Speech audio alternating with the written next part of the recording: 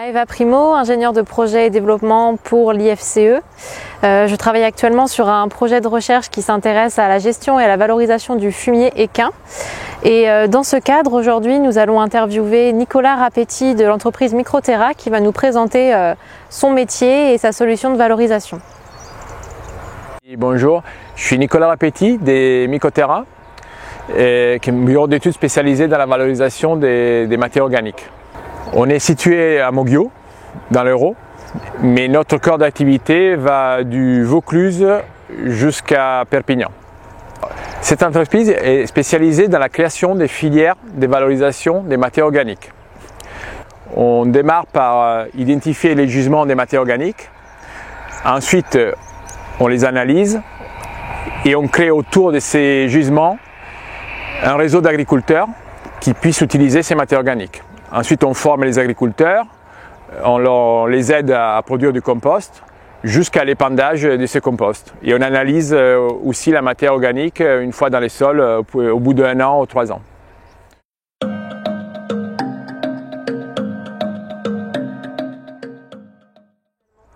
Alors, nous, on s'intéresse aux déchets végétaux des collectivités, car c'est une très grosse quantité de matières organiques.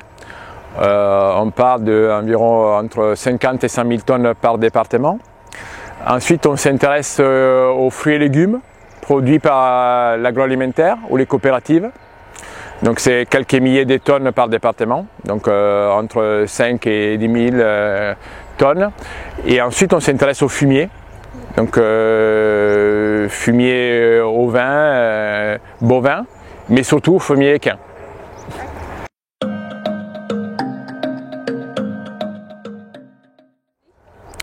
Alors, le compost qu'on obtient, normalement, c'est des composts à base végétale ou à base de fumier. C'est des composts qui peuvent être semi-mûrs ou mûrs en fonction du besoin agronomique. Et on mélange ces composts, ils sont un résultat des mélanges de plusieurs matières, donc matières structurantes comme les broyats, avec des matières plutôt enrichissantes comme les fumiers ou les fruits et légumes.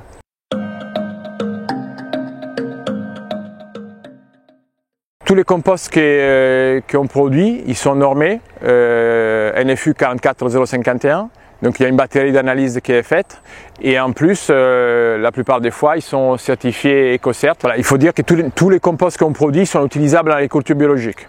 C'est très important parce que tous nos agriculteurs, il y a à peu près 70% de nos agriculteurs qui sont en agriculture biologique, 30% en conventionnel, mais le fait d'être utilisable en agriculture biologique, ça permet d'avoir une crédibilité vis-à-vis de la filière.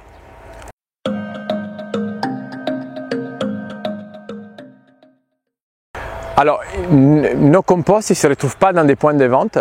C'est des projets, des filières, comme je vous disais tout à l'heure. Donc, le projet des filières, ça veut dire que c'est les agriculteurs qui sont autour des gisements qui vont profiter de la production des composts et qui vont produire le compost chez eux.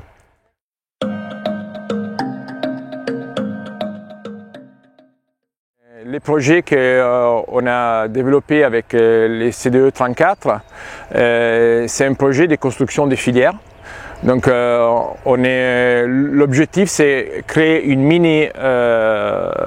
micro-filière sous une zone géographique, donc dans l'ouest de Montpellier, qui comprend environ 10 centres équestres.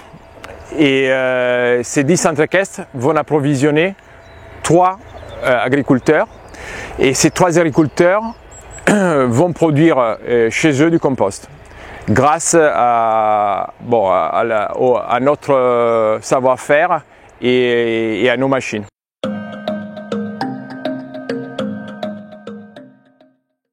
Toute la partie préalable à l'étude a été faite.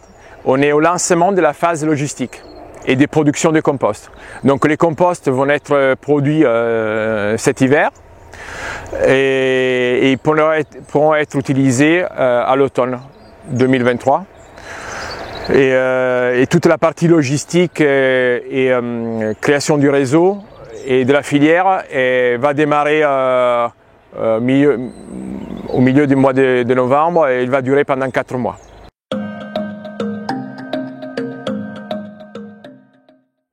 Parce que le fumier de cheval a plusieurs intérêts.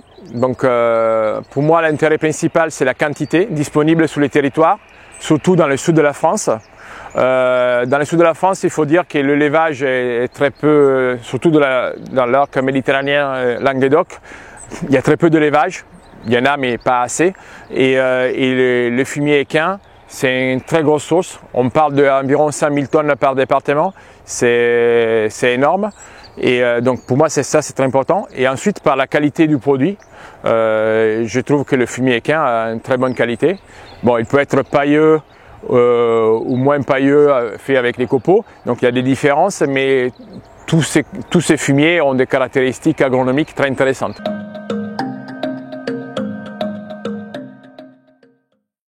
La principale limite, c'était la méconnaissance de ces produits, du fumier, surtout dans le milieu de l'agriculture biologique, où en fait il y a beaucoup d'idées reçues. Par exemple, sur la qualité du fumier, l'utilisation d'antibiotiques ou des vermifuges. Ça, c'est des questions anciennes qui restent en fait dans le milieu agricole. Donc ça, c'est quelque chose qu'on peut combler en faisant de la formation auprès des agriculteurs. Nous, on est spécialistes de ça, donc on prêche la bonne parole. Et voilà, ça c'est la principale, je dirais, contrainte à niveau agricole. La deuxième contrainte, c'est le manque peut-être de matériel pour l'épandage, parce que pas tous les agriculteurs ils ont des machines pour épandre, donc des épandeurs. Donc ça demande de l'investissement et ça demande du temps, l'épandage. La filière fumier de cheval est très importante à niveau territorial parce qu'elle peut aider à structurer autour de soi d'autres filières, comme la filière peut-être fruits et légumes ou broyat végétal. Pour moi, c'est une filière qui a une haute valeur ajoutée. Donc c'est peut-être la première fois qu'on pourra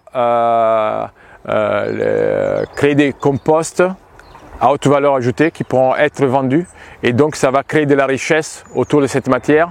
Donc cette richesse, il faut qu'elle soit bien sûr partagée parmi les centres équestres qui sont les principaux producteurs.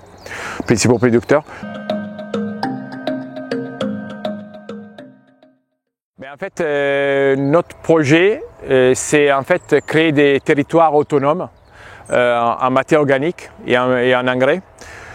Ça veut dire qu'on souhaite que toutes les ressources du territoire soient gérées de façon cohérente, donc aussi le fumier de cheval, et pour créer un vrai projet territorial. Donc quand moi je parle de projet territorial, c'est à l'échelle d'un demi-département ou d'un département, pour que en fait toute cette filière puisse être une ressource pour l'agriculture de demain.